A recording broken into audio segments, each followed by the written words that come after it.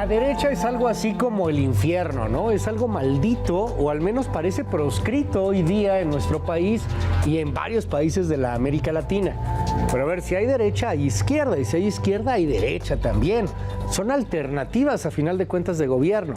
Si algo ha hecho mal la derecha, también hay cosas que ha hecho mal la izquierda. Hoy vamos a platicar sin tapujos, sin tabúes, en Contracara, aquí en Heraldo Televisión, sobre la derecha en México, la derecha en el mundo y hacia dónde vamos con esta forma de gobierno. Es más, ¿aún está vigente una derecha y una izquierda? Comenzamos y le doy la más cordial bienvenida el día de hoy a Luis Ángel Hurtado Razo. Él es investigador de la Facultad de Ciencias Políticas y Sociales en la Universidad Nacional Autónoma de México. Luis, me da un gran gusto poderte ver aquí. Bienvenido a Contracara. ¿Cómo estás? No, pues muchas gracias, Luis. Un gusto estar aquí en tu espacio. No, hombre, al contrario, de verdad, me da mucho gusto poder platicar contigo el día de hoy.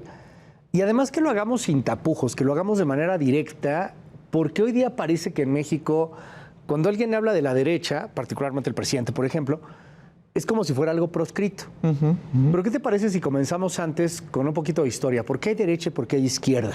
Mira, el término izquierda y derecha justamente se funda o se configura con la famosa Comuna de París, primera asamblea que se hace, digamos, tras la Revolución Francesa, tras la caída precisamente del régimen monárquico en Francia, y justamente cuando ya se están poniendo de acuerdo para, digamos, celebrar y llegar a acuerdos en el decir cómo va a ser la nueva forma de gobierno, casualmente entre los asambleístas o las personas que estaban ahí, las personas que estaban del lado de la derecha, que tenían ideas de pues mantener la monarquía, pero una monarquía parlamentaria, se ubicaron justamente a la diestra, y en la izquierda estaban aquellos que decían no queremos nada que tenga que ver con el régimen monárquico, estamos apelando mejor a que haya una asamblea y que hayan elecciones abiertas para que se elijan, digamos, a los representantes. Oye, pero a ver, recuérdame un poquito eso, porque debió haber sido siglo, ¿qué? ¿19? 18. Siglo XVIII, los 1700. Exactamente.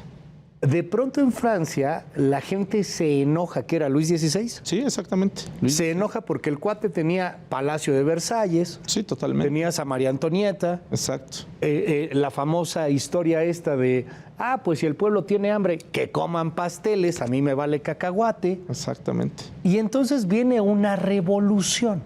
Exacto. Es la Revolución Francesa. Sí, por supuesto. Y cuando dices, porque, o sea, se escucha muy, muy interesante esta Comuna de París.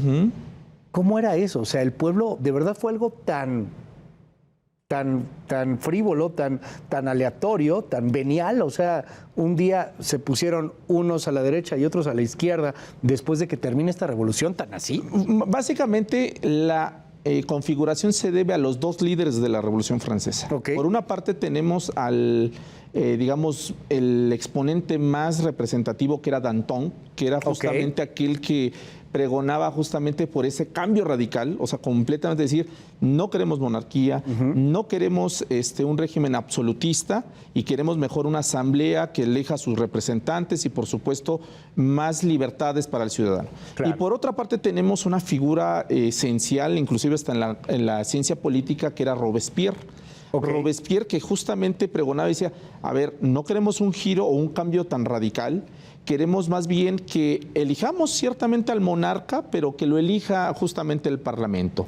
Entonces había pues esta pugna de estos dos, digamos, estos líderes de la Revolución Francesa, y la mejor forma que llegaron los dos para ponerse de acuerdo fue hacer una asamblea, reunir a todos, digamos, los simpatizantes de cada uno de los bandos, y que casualmente en esa asamblea, que después se va a llamar Comuna, los que se están del lado, digamos, de Robespierre van a estar a la diestra, a la derecha, y los que están al lado justamente de Danton van a estar a la izquierda. Pero es una cuestión fortuita, Luis. Eso sí, o sea, es venial, o sea, dio porque se dio. O sea, en los 1700 no había derechas ni izquierdas. No, pero fíjate que la concepción, así como lo dices tú en la introducción de este programa, tiene toda una concepción, una carga, digamos, simbólica. Te voy a poner un ejemplo.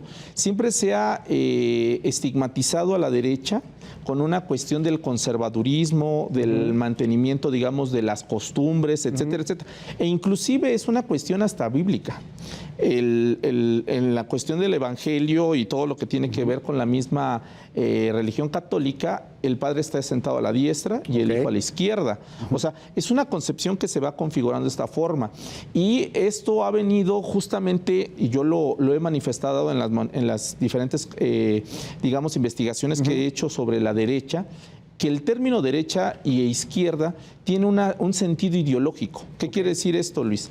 Que dependiendo la época del año, digamos, el contexto social y, por supuesto, los personajes van a determinar qué es derecha y qué es izquierda. Te pongo un ejemplo. Lo que actualmente se dice que es de derecha, puede ser que en el siglo pasado era de izquierda. Digamos, el liberalismo que tenía en su momento Juárez, que ahora pregonamos que era de izquierda, en su momento, pues el liberalismo está asociado hoy en día con la derecha. O sea, es una visión contraria. La derecha y la izquierda, pues como todo, han ido evolucionando, y esto tiene que ver con la historia de las ideas políticas, con la evolución, por supuesto, de la misma sociedad y, por supuesto, con la evolución de digamos, de los regímenes políticos y sociales que se estén dando. Hoy en día, pues ese enfrentamiento es ideológico.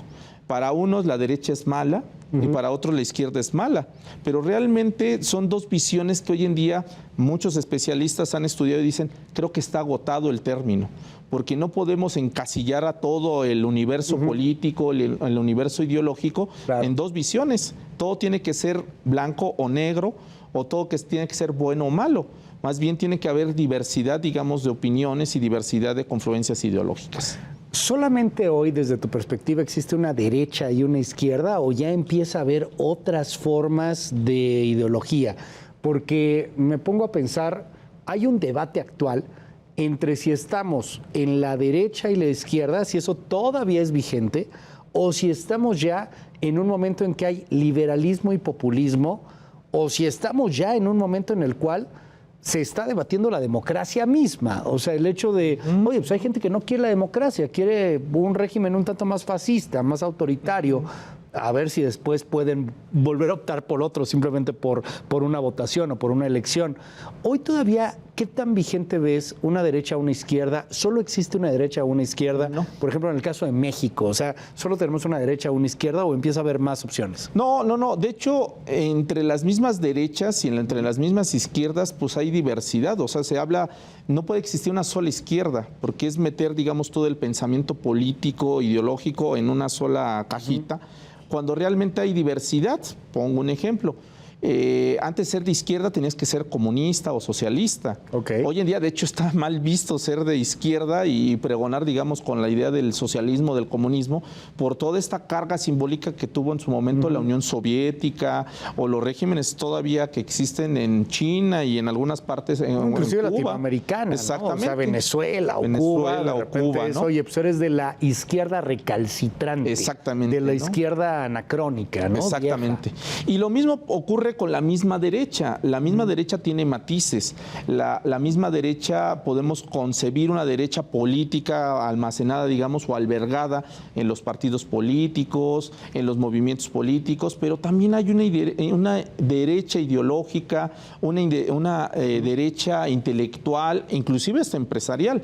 O sea, en ese sentido hay diversidad de las mismas derechas. Y por poner un ejemplo, también las derechas, pues encontramos expresiones que son muy típicas de América Latina y que las cuales he estudiado, que tienen que ver con las derechas secretas o de las sociedades secretas. ¿Tipo el Yunque? El tipo el Yunque o los tecos, que inclusive entre ellos mismos... los tecos de Jalisco. Sí, exactamente. Ellos mismos, en llegado un momento, se cuestionaron qué tan de derecha son, inclusive llevó a que estos dos grupos en determinado momento se pelearan a muerte. Hubo gente que se enfrentaban de estos grupos y padecieron, digamos, en la lucha de las ideas. Y esto tiene que ver por el reconocimiento inclusive de ciertas doctrinas, digamos, cuando cae el muro de Berlín, estos dos grupos, uno de ellos dijo, pues ya no hay necesidad de seguir, porque ya el adversario que estábamos, digamos, combatiendo, pues ya no existe. Y el otro dijo, entonces tú eres parte del enemigo, ya estás reconociendo, porque todavía la izquierda sigue, etcétera, etcétera.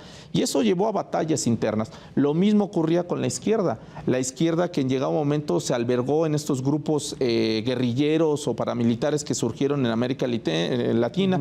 El caso de la Liga 23 de septiembre, que es un caso emblemático de México, que inclusive decían, para ser de izquierda no tienes que militar en ningún partido político, porque eso era ser parte del sistema. O sea, hay estas, digamos, matices, y que hoy en día, es muy curioso esto, Luis, todos esos matices se vienen a desquebrajar. Todo esto que te cuento y te explico y que estudié y que inclusive tengo ahí un libro sobre ello. Sí, claro. En ese sentido se ha venido a desquebrajar, porque hoy vemos a personajes que ubicábamos dentro de la derecha, pues ahora en la izquierda, y ahora teniendo decisiones dentro de la izquierda que eran propias de la derecha, y empezamos a decir, a ver, momento, eso que antes pregonábamos que era de izquierda ahora es más asociada a la izquierda, y empieza a desquebrajarse todo. Es que, dime algo, no es lo mismo ser borracho que cantinero.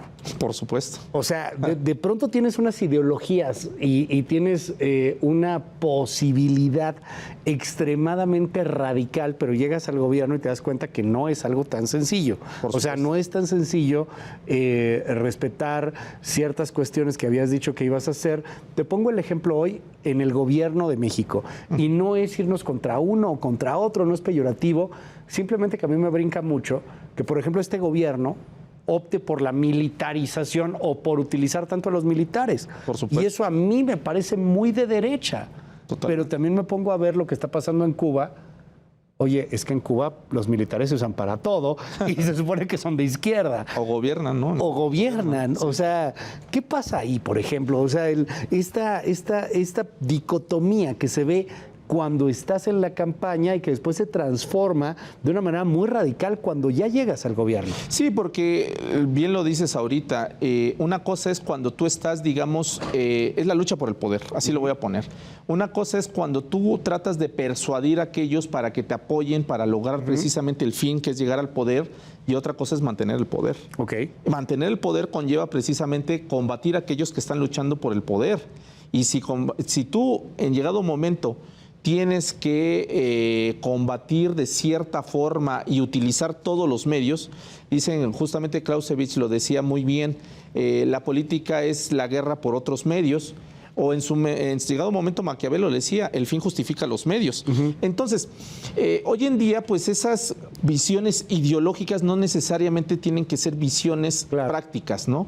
Y ahí es cuando se desquebraja. La misma Unión Soviética en su momento, que pregonaba igualdades, que pregonaba en su momento la desaparición, digamos, de las clases sociales, pues terminó siendo inclusive peor que el propio capitalismo. O inclusive el mismo capitalismo de repente pues opta por decir, pues creo que sí necesitamos reducir las brechas, digamos, de desigualdad y tratar de que todos estemos bien, porque si no esto nos va a llevar a una guerras internas, pugnas, etcétera, etcétera.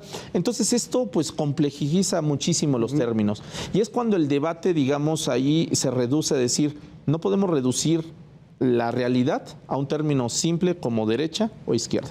¿Tú te acuerdas qué hacías hace 10 años, querido tocayo, Luis? Sí, por supuesto. Yo estaba en el franco precisamente de pugnar por las igualdades, por pugnar justamente por los derechos, las libertades.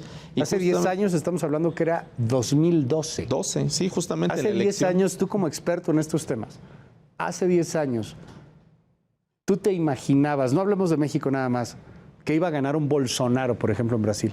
No, por supuesto que no. O que iba a ganar otro Trump en Estados Unidos. Sí, no, menos, o sea, en Estados Unidos. Por eso quiero citar esto, perdón por la interrupción, porque tengo aquí un byte que quisiera compartir con todo nuestro auditorio. Él es Edgar González, es un investigador, es también periodista, y habla de lo que eran las derechas hace más o menos unos 10 años. O sea, cómo se visualizaba la derecha y la izquierda en algo tan breve, tan parpadeo en la historia como 10 años. O sea, para la historia es absolutamente nada. No sé si por ahí lo tenemos. Escuchemos. La extrema derecha, que es precisamente la fuerza que gobierna nuestro país, tiene dos grandes rasgos. En primer lugar, se opone al Estado laico, se opone a la separación entre el Estado y la Iglesia Católica para hacer prevalecer las normas de la jerarquía católica. Concretamente, ¿esto qué significa? Pues oponerse a la práctica del aborto, tratar de castigar a las mujeres que aborten, encarcelarlas. Fíjate nada más, hace 10 años creo que era esto, ¿no? O sea, la derecha en México, conservadora, antiaborto, antimatrimonios del mismo sexo, bueno, los más radicales, antivirginidad, o sea, ante perder la virginidad antes del matrimonio. Sí. Voy a pecar, pero bueno, habría quien decía anti cualquier otra cosa que no sea católico, apostólico y romano. Por supuesto. ¿Esa era la derecha hace 10 años en México? Sí, esa era la derecha, y esa derecha no era una derecha que cambiara, era una derecha que justamente venía, digamos, profesando esta visión ideológica desde el siglo pasado, principalmente. De hecho, eso llevó a desencadenar una guerra interna en nuestro país, que es la Guerra Cristera, porque el régimen que surge tras la Revolución Mexicana, pues trataba en grandes rasgos inclusive de controlar inclusive a los ministros de culto. ¿Qué quiere decir esto? Que iba a haber agentes del Estado, o sea, policías o militares, en las misas dominicales o cualquier acto religioso, observando y escuchando lo que decía el párroco. Entonces, esto desencadena justamente a que la libertad religiosa que se tenía en su momento se iba a perder, se iba a difuminar. Esto generó pues que un grupo justamente de católicos pues salieran a las calles a protestar, y el Estado lo que hace es, en algunos casos, actuar con violencia, y esto desencadena pues una guerra que en algunos casos trató de ocultar el gobierno y decir, no es guerra, es un movimiento interno, etcétera. No, se le llama la Segunda Revolución, que justamente llevó a un conflicto diplomático entre México y, por supuesto, el Vaticano.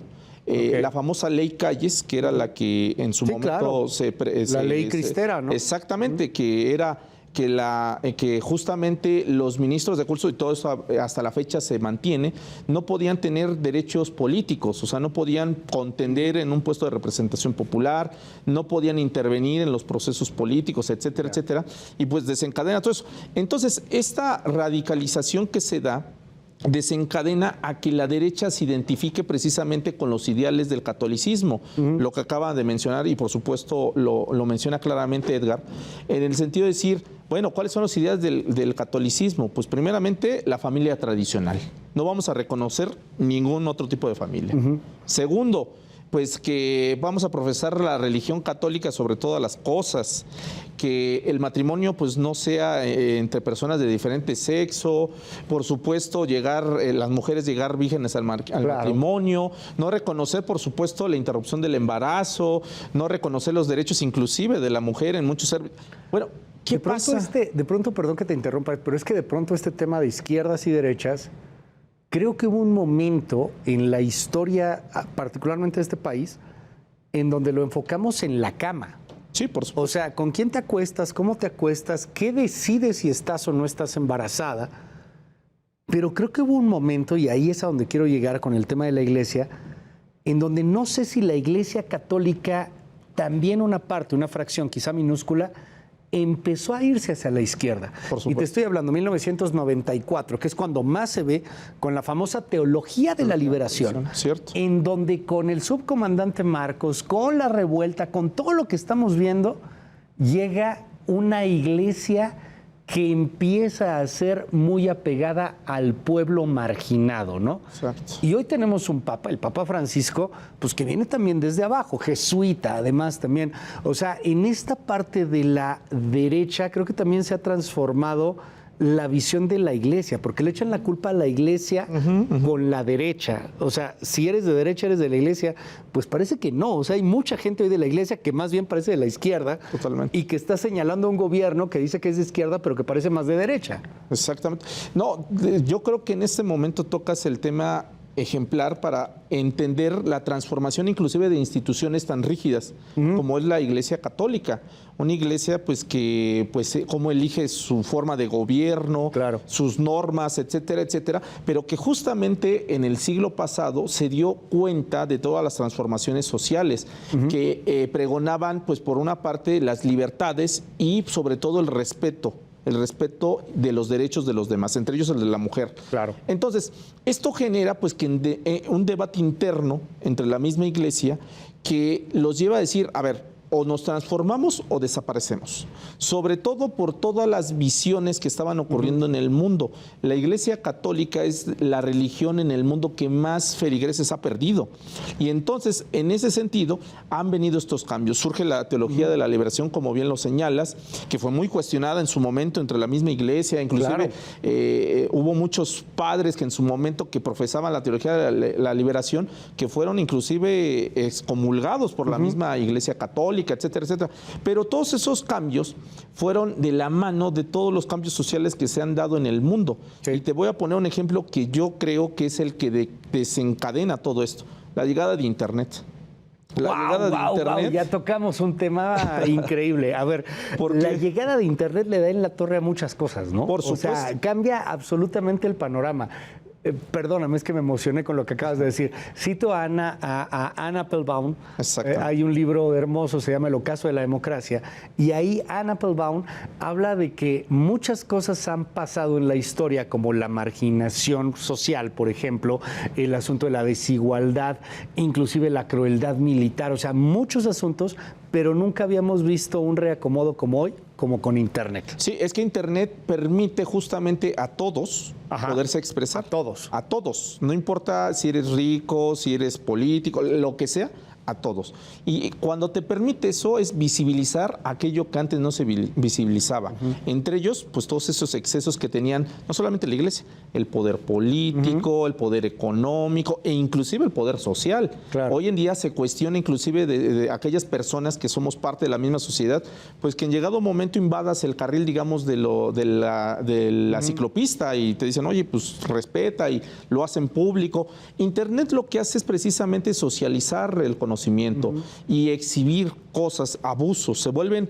como en llegado momento, los medios de comunicación, y lo siguen haciendo formidablemente, en el vigilante interno del poder político y del poder económico. Decir, a ver, estás abusando de tu poder, yo lo voy a mostrar ante la sociedad porque la sociedad es la que te elige.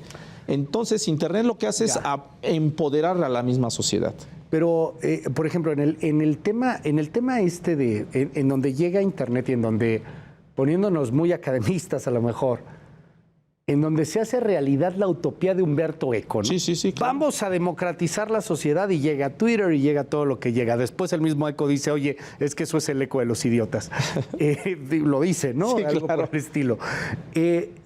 Empezamos a ver también la transparencia de algunos medios que eran de derechas y de izquierdas. ¿Eso sigue vigente hoy día?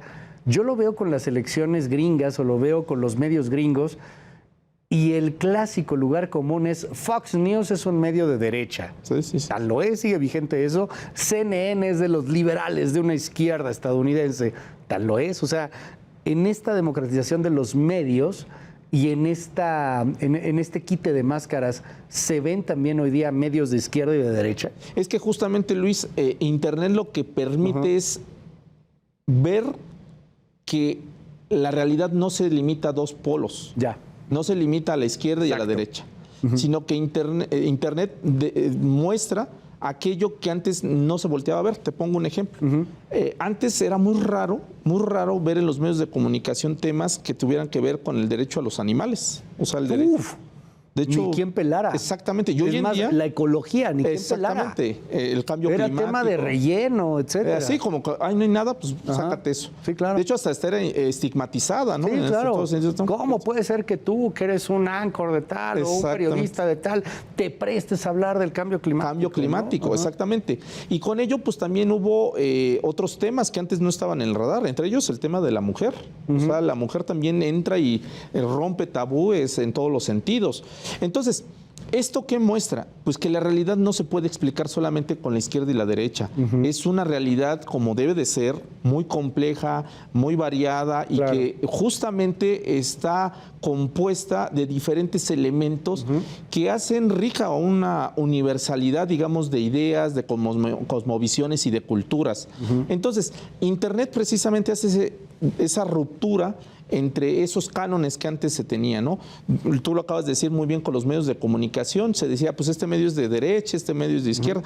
Pues no, porque dentro del mismo medio inclusive hay matices, ¿no? Claro. Hay personas que los mismos periodistas, pues que tienen una ideología y no necesariamente son de derecha o de izquierda. Inclusive hoy se habla muchísimo y esto viene pesando, digamos, en los últimos años de hablar del centro, ¿no? Es decir, a ver, sí me gusta la parte del conservadurismo en una parte, que es, digamos, pugnar con la derecha, pero también me gusta la parte de las igualdades, que es de la izquierda, ¿no?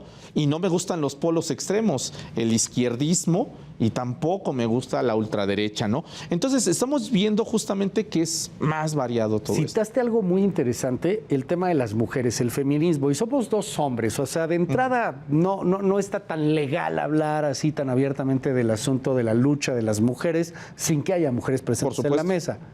Pero te voy a meter en un brete. Nada más que para que eso pase, primero nos vamos a una pausa. Esto es Heraldo de México, estamos en Contracara. Yo me llamo Luis Cárdenas y regresamos. Estamos hablando de la derecha en México. Les recuerdo nuestras redes sociales, @HeraldoTV, las mías, @LuisCárdenasMX. Seguimos con mucho más.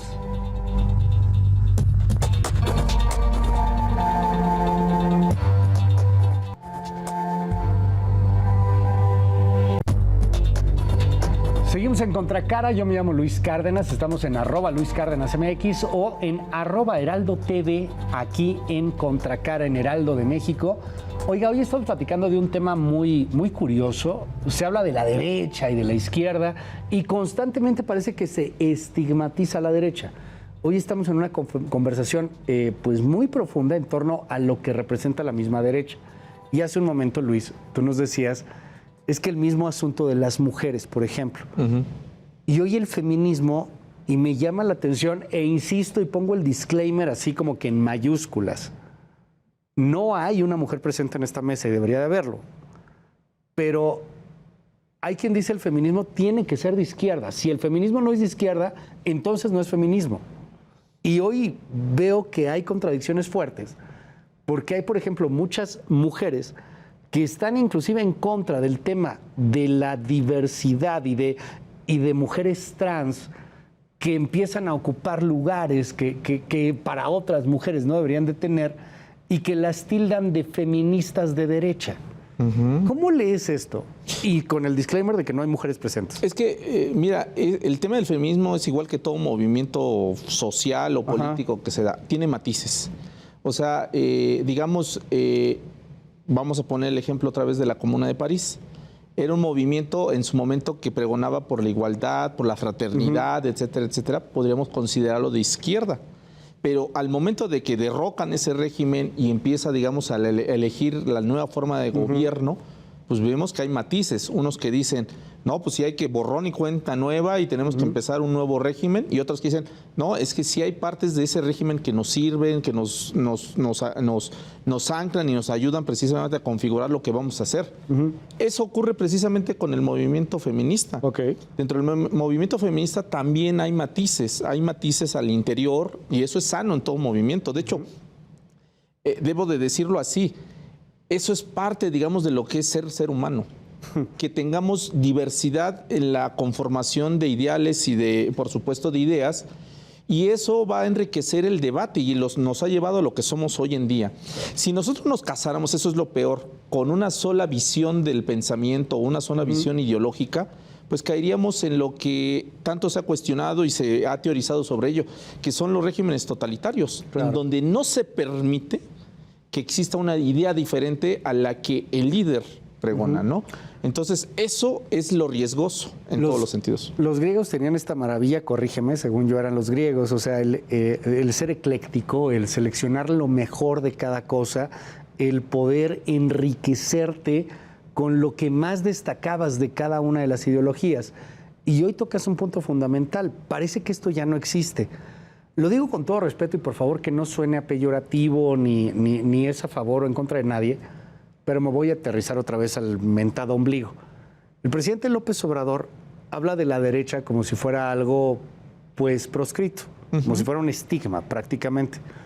Dentro de muchos bytes, de muchas declaraciones que ha dado el presidente, esta es una en donde se refiere a la derecha de esta manera. Y se entiende, él es un presidente de izquierda, pero quiero que primero lo escuchemos para ir a la pregunta que te quiero hacer, Luis. Veamos.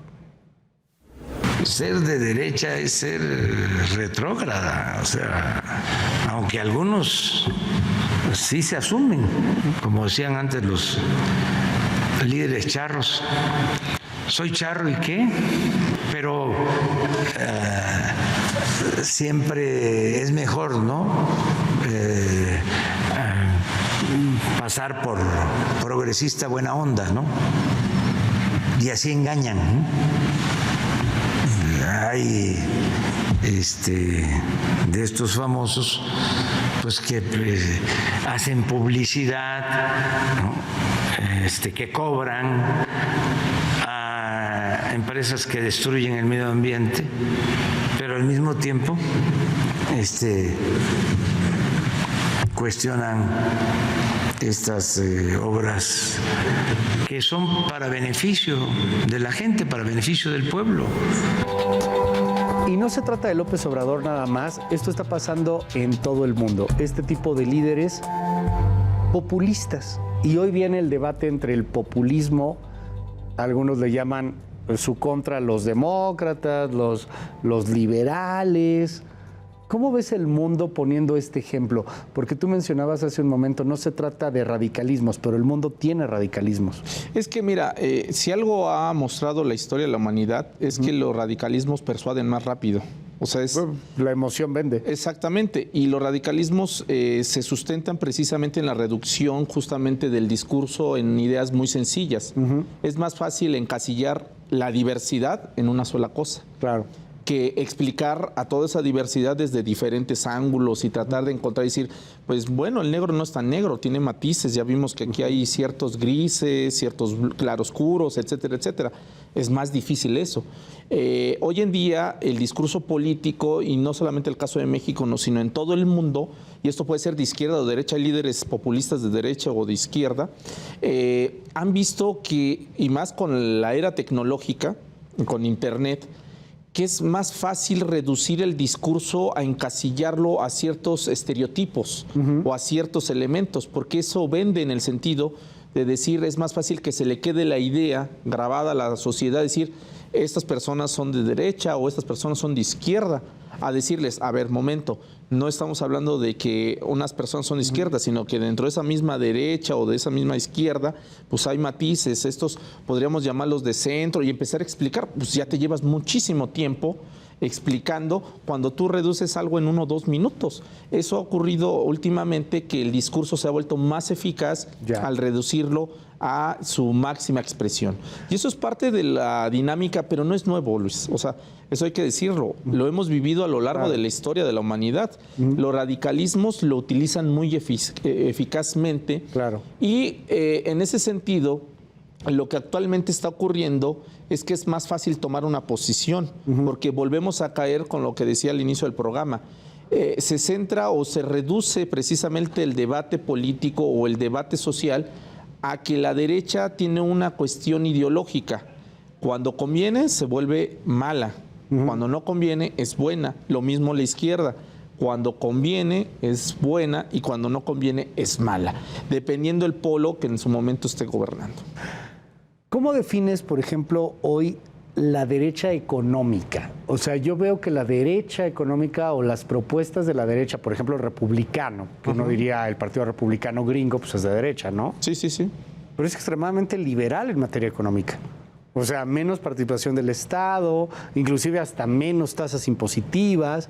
¿Cómo se define económicamente la derecha y la izquierda? Yo veo una izquierda ultraconservadora y una derecha muy liberal en materia económica, por ejemplo. Pues mira, es bien interesante la derecha económica en todos los sentidos, porque tenemos inclusive matices dentro de la misma derecha económica. Hay derecha económica muy consciente de decir, a ver, yo tengo mi empresa, tengo producción, estoy vendiendo, pero también tengo que cuidar el medio ambiente, porque yo dependo del medio ambiente.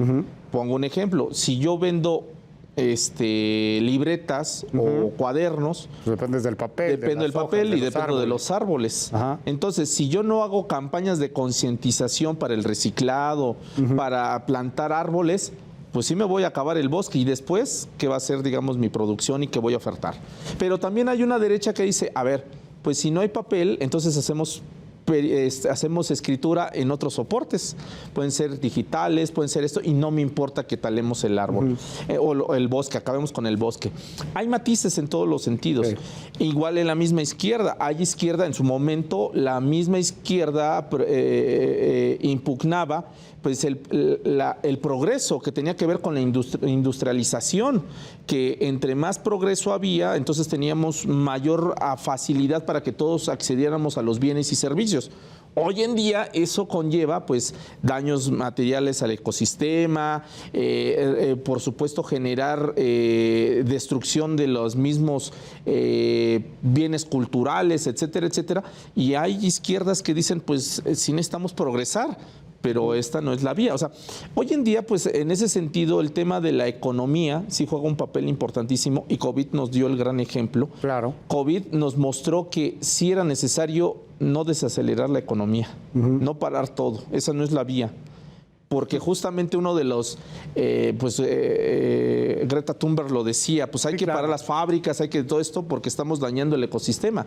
Pero también lo que demostró parar todo esto que nos obligó COVID es, ok, paramos todo esto, pero ¿qué crees? Aumentaron el número de personas pobres producto del freno de la economía. Ahora, ¿cómo es una izquierda económica?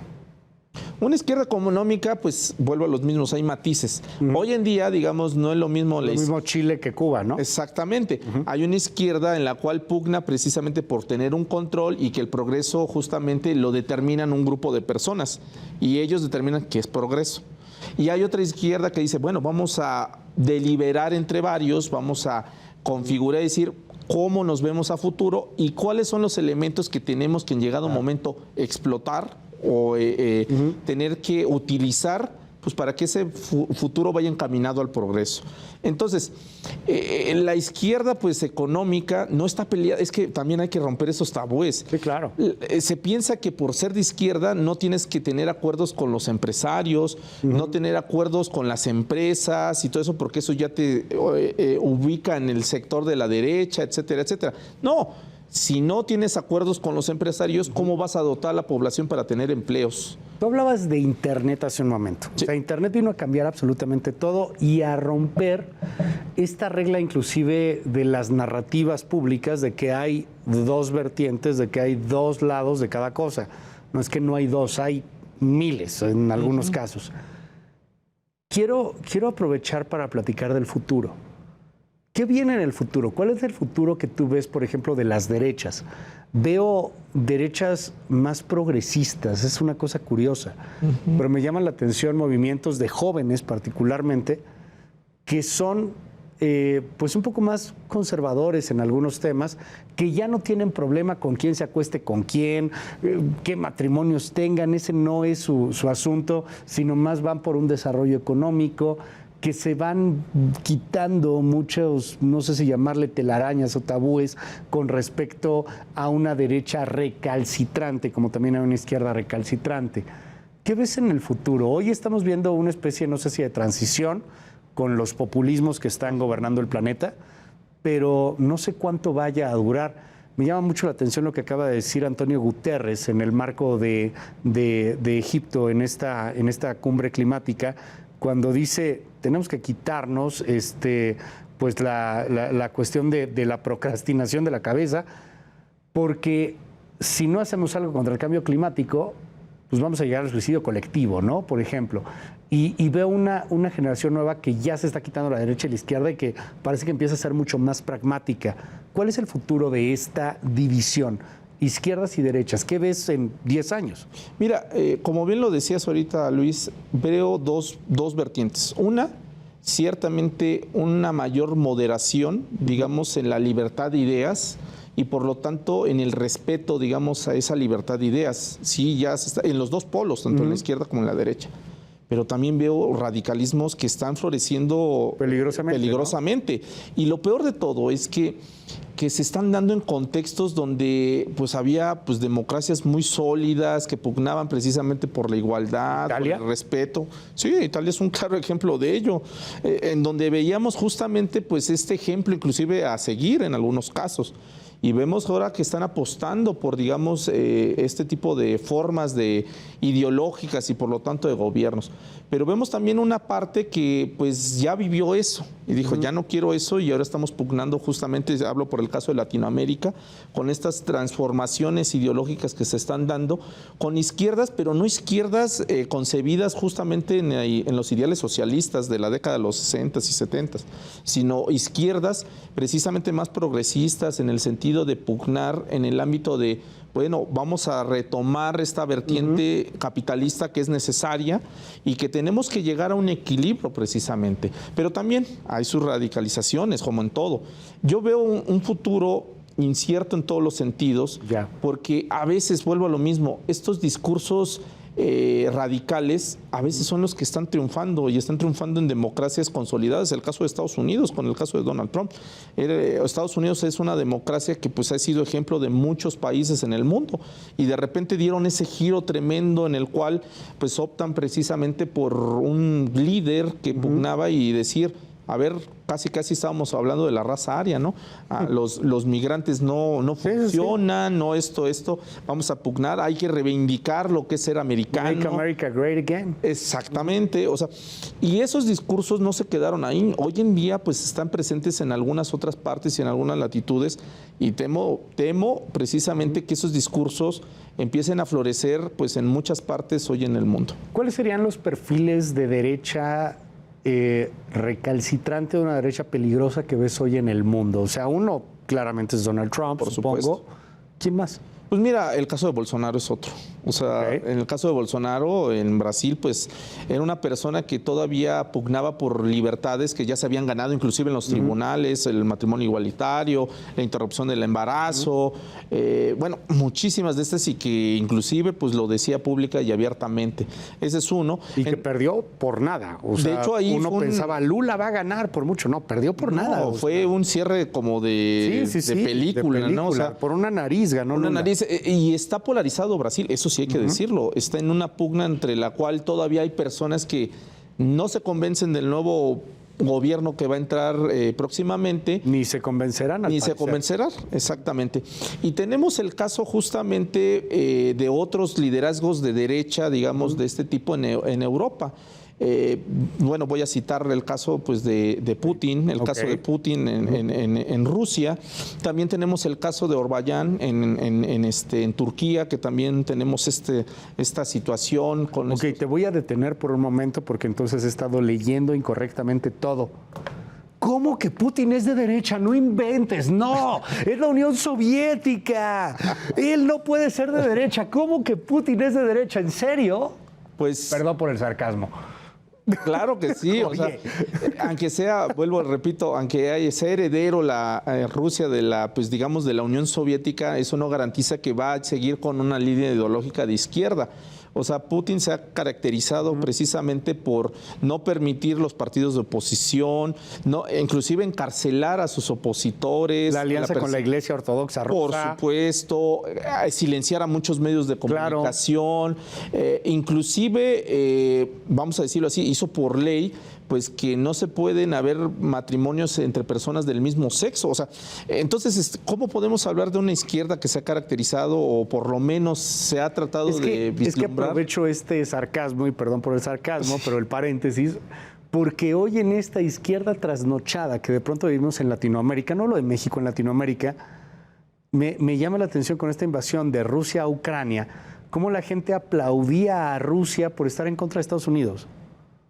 Y entendiendo que Rusia era de izquierda en ese sentido, en donde hay saltos lógicos que solamente se comprenden con una visión extremadamente anacrónica de lo que estamos viviendo en el siglo XXI, caray. Sí, y esto tiene que ver también otra vez con la transmutación que está teniendo las ideologías y sobre todo el discurso político, porque hoy en día se asocian a líderes de derecha con la izquierda, pero todo esto lo hacen a partir justamente del uso del discurso político. Sí pueden tener en el discurso político las palabras como igualdad, fraternidad, respeto, pero en las acciones vemos todo lo contrario. Hay persecución de líderes, hay silenciamiento, digamos, de líderes, digamos, en medios de comunicación, Claro. o sea, expropiaciones, digamos, de ciertos medios de comunicación. O sea, ¿dónde quedan entonces las libertades? Pues básicamente todo se reduce que justamente el discurso político hoy en día pues deja de ser ideológico. Ese es algo muy curioso que está ocurriendo, Luis, que antes el discurso político sí estaba muy, digamos, muy arraigado a la visión ideológica, las palabras, etcétera, etcétera, y que hoy vemos que el discurso político no necesariamente tiene que estar arraigado con las visiones ideológicas y sobre todo con la práctica que se están celebrando en los diferentes gobiernos.